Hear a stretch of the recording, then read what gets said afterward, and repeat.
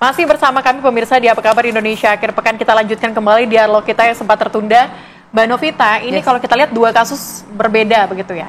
Yang satu di Bantul, yang satunya lagi di Tangerang, Banten. Dan di Jogja. Iya, yang di Bantul. Iya, betul. Kalau yang di Tangerang, Banten ini case-nya adalah dia menyimpan kemudian sepupunya yang kemudian dimutilasi, disimpan selama 15 bulan. Anda melihatnya dari dua kasus ini, adakah kesamaan? Bisa iya, bisa enggak, Mbak. Oke, dari mana? Karena perlu saya turun pendalaman untuk bisa mengenal motif di balik apa yang dilakukan oleh pelaku dari dua kota yang berbeda ini. Tetapi kalau bisa dilihat adalah dia menyimpan sebenarnya. Apalagi kalau yang satu kan membawa tuh sampai menjadi kerangka lalu dibawa pulang lagi ke dalam rumahnya. Jadi paling tidak sebenarnya dia tahu ada konsekuensi hukum yang akan dia terima kalau ini ketahuan.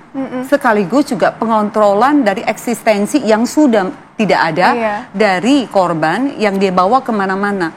Jadi harus dilihat juga apakah memang ada gangguan narsistik di sini, gangguan kepribadian.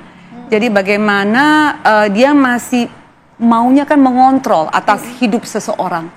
Walaupun orangnya sudah nggak ada. Jadi buat saya sebenarnya kata kuncinya adalah bukan hanya setelah kejadian kita baru membahas ini, tetapi bagaimana pencegahan untuk kita mengetahui apa sih sebenarnya deteksi dari orang-orang di sekeliling kita yang punya gangguan. Kalau punya gangguan kepribadian ini, khususnya perempuan-perempuan cantik cerdas di hadapan saya ini, untuk nantinya kan mencari pasangan hidup, untuk mengetahui apa sih sebenarnya yang harus kita antisipasi, deteksi dini begitu. Tapi sebelum kita masuk ke sana ya, Nadila, kalau kita lihat dari dua kasus ini kan triggernya yang pertama bisa kita bilang hal sepele begitu kalau di Bantul dengan menggoreng terus kemudian gosong. Hanya menggoreng bakso kemudian gosong dan dia marah-marah langsung mencekik. Ini unsurnya apakah memang karena emosi sesaat ataukah memang unsur-unsur masalah-masalah psikologis itu memang sudah ada? Banyak hal sih, jadi impulsif gitu ya. Jadi kalau kita bicara kemarahan dari satu, begitu banyak dari emosi yang kita punya. Emosi seneng, bahagia, hari ini saya bertemu dengan dua perempuan cantik. Yang kedua, cemas, takut, panik, dan yang paling merusak adalah emosi marah. Nah, emosi marah berkaitan dengan self-control, kontrol diri. Bagaimana kita menahan, menekan, mengontrol dengan banyak hal-hal yang bisa kita lakukan, misalnya bernapas, meditasi, bagaimana mengontrol bahwa ini adalah sesaat keluar sejenak dengan 5 panca indera sensori kita diaktifkan. Nah, kalau dia nggak punya kecerdasan, keterampilan dalam mengelola amarah ini, orang yang paling dekat, yang disebut dengan kalap mata gitu ya, semuanya ditutup, dibutakan. Begitu selesai, ternyata orang menjadi korban.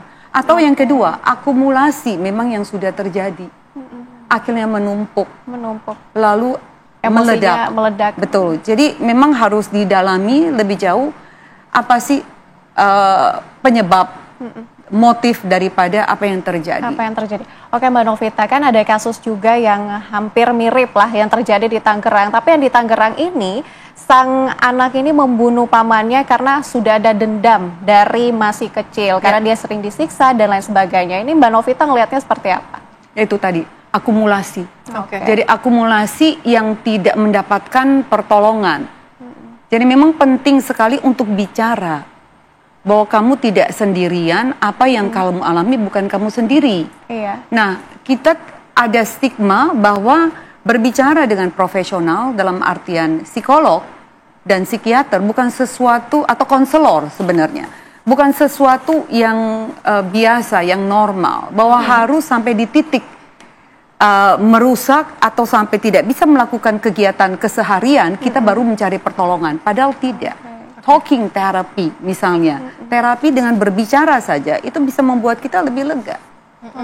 Membuat kita dipendam ya. Jangan dipendam dan manfaatkan. Banyak sekali kan yang hotline yang bisa dipakai untuk bisa berbicara dengan orang lain. Nah, ini dari kecil ada penyiksaan dari keterangan yang ada, dan ini tentunya harus di cross check lagi. Apakah memang betul ada yang terjadi di sini. Jadi buat saya memang pencegahan jauh lebih penting, preventif daripada kuratif. Oke, kalau kita masuk ke pencegahan, Mbak Novita, yang seperti Anda sampaikan tadi, kita juga ingin melihat bagaimana kemudian ciri-ciri dan perbedaan antara sosiopat dan juga psikopat. Apakah memang ini bisa dimunculkan sejak awal, dan apakah ciri khas dari psikopat dan sosiopat ini dari lahir atau bagaimana, atau bisa muncul karena trigger dari lingkungan? Baik, kalau kita bicara psikopat berarti harus ada kelainan daripada otak yang ada sejak mereka nature, jadinya secara alami dipunyai. Paling gampang sebenarnya dari kalau kita pernah di masa kecil melihat teman-teman kita atau mungkin pernah mengalami yang misalnya main dengan binatang, hewan peliharaan yang tidak punya empati. Misalnya jangkrik, lebah yang kakinya bisa dicopotin satu-satu. Atau dia bisa gorok leher ayam, hewan. Tanpa ada perasaan kasihan, iba sama sekali. Betul. Dan bahkan ketawa-ketawa. Nah ini harus bukan dianggap sesuatu yang baik. Atau bahkan bukan yang hidup. Misalnya boneka. Betul. Beruang ya, boneka yang punya kaki tangan dan dia bisa potong dan lain sebagainya, harus dideteksi dan mencari pertolongan sejak anak itu masih kecil. Sedangkan perbedaan dan mereka tidak punya empati sama sekali. Jadi tidak ada rasa iba kasihan bahwa nanti kasihan ya, bagaimana kalau dia punya ibu binatang, kita bicara hewan binatang, ibu yang kasihan nanti nyari anaknya misalnya, tidak ada perasaan ini. Sedangkan sosiopat biasanya dari nurturing, dari lingkungan di mana anak tumbuh dan berkembang. Jadi sosiopat ini biasanya lingkungan di mana anak tumbuh dan berkembang mendapatkan kekerasan terus-menerus, mendapatkan paparan daripada penyiksaan, atau tidak punya empati sehingga anak menganggap itu adalah satu kebenaran tanpa ada yang mengoreksi. Jangan ada tumbuh dan berkembang, akhirnya membentuk dia menjadi seorang sosiopat. Mbak Novita, berbicara tentang psikopat tadi, kalau psikopat ini kan ketika seorang anak sudah menunjukkan ciri-ciri bahwa dia kemungkinan mengalami psikopat itu sebenarnya yang menjadi faktor sehingga dia bisa menjadi seperti itu apa? Apakah memang dari dalam kandungan, nutrisi yang kurang, atau seperti apa, Mbak? Banyak faktor di dalam, tapi yang pasti psikopat biasanya memang lahir. Dia punya bibit untuk menjadi seorang psikopat. Nah, makanya perlu sekali orang tua belajar ilmu parenting. Penting untuk bisa mendeteksi. Kalau anak-anak ada ke sana, berarti dia harus treatmentnya lebih khusus. Berarti exposure dengan iba, dengan empati, dengan bagaimana dia diterjunkan misal dengan aktivitas sosial harus lebih besar dibandingkan dengan anaknya yang lain. Karena kalau ini tidak ada pengabaian di sana, lalu kita tahu bahwa sekarang internet, social media, ada algoritma di sana. Waktu dia masuk dengan paparan kekerasan, algoritma itu akan terus memberikan referensi, ini loh yang kamu harus ikut. Nah, pada saat dia mengikuti tontonan-tontonan yang penuh dengan paparan kekerasan ini, membuat dia merasa bahwa it's okay kok. Hal yang lumrah. Karena setiap hari saya bisa menonton ini. Betul, dan semua orang ternyata di luar sana melakukan hal yang sama. Padahal dia lupa itu adalah film. Atau mungkin ada paparan, misalnya kita lihat Ted Bundy. Satu pembunuh yang dari Seattle to Washington.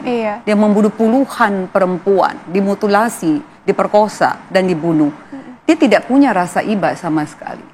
Bagaimana di waktu kecil ada proses di mana dia memang mengalami kekerasan sejak dini. Jadi buat saya orang tua harus belajar ilmu parenting, tahu bahwa algoritma daripada sosial media yang mereka tonton, yang mereka lihat, yang mereka dengar itu sangat mempengaruhi anak-anak kita. Kalau dulu nggak ada, benar nggak sih? Dan algoritma ini yang membuat kita sebagai orang tua bahwa peran kita hanya sekedar ada, tidak hadir. Sosial media yang akan masuk dan menggantikan posisi kita. Tapi apakah psikopat ini diturunkan begitu? Ini sifat genetik atau seperti apa? Katanya yes. Dari research yang ada yang diturunkan. Jadi memang kalau sudah ada perasaan ngeliat ke atas daripada family tree kita, pohon keluarga kita, ada yang seperti itu, mungkin kita harus lebih waspada terhadap keturunan yang kita hasilkan di dalam keluarga kita. Oke, Mbak Novita, kalau kita kembali lagi ya dengan kasus yang terjadi di Tangerang dan juga Bantul. Ini menurut Mbak Novita, kedua pelaku ini termasuk apa? Sosiopat itu ataukah psikopat? Kalau saya melihat dia masih takut, masih menyembunyikan, dan dalam sejarah ini baru yang pertama dilakukan, ke arah sosiopat lebih besar. Oke, ini lebih ke arah sosiopat mungkin karena lingkungannya, mungkin yang menekan kedua belah pelaku ini melakukan tindakan tersebut. Terima kasih Bu Mbak Novita sudah hadir bersama dengan kami hari ini menjelaskan secara rinci terkait dengan dua kasus mutilasi pemirsa yang terjadi di Bantul dan juga di Tangerang.